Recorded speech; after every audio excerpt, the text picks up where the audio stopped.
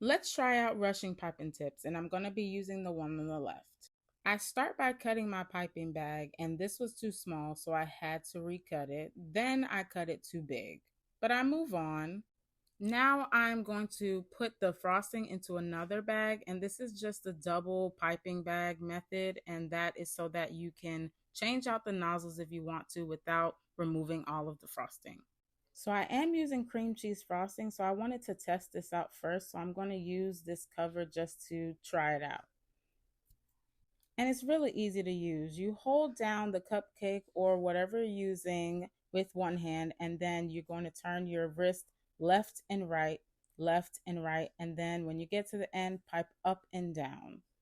There is going to be a hole in the middle, but I can show you how to cover that up.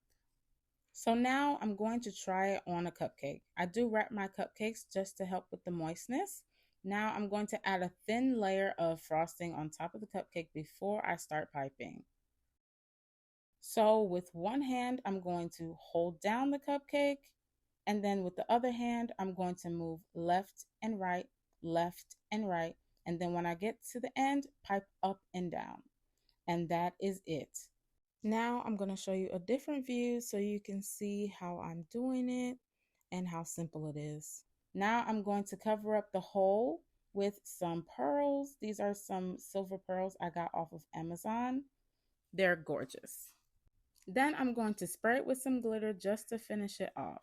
Now I was really excited about how this turned out because I did use cream cheese frosting, and cream cheese frosting is usually runny, but not mine. Now I'm trying it with buttercream frosting, and the issue here is the frosting was too soft. I let it sit out for too long.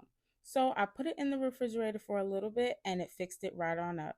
So this does work with buttercream frosting and with cream cheese frosting. Let me know what you guys think in the comments.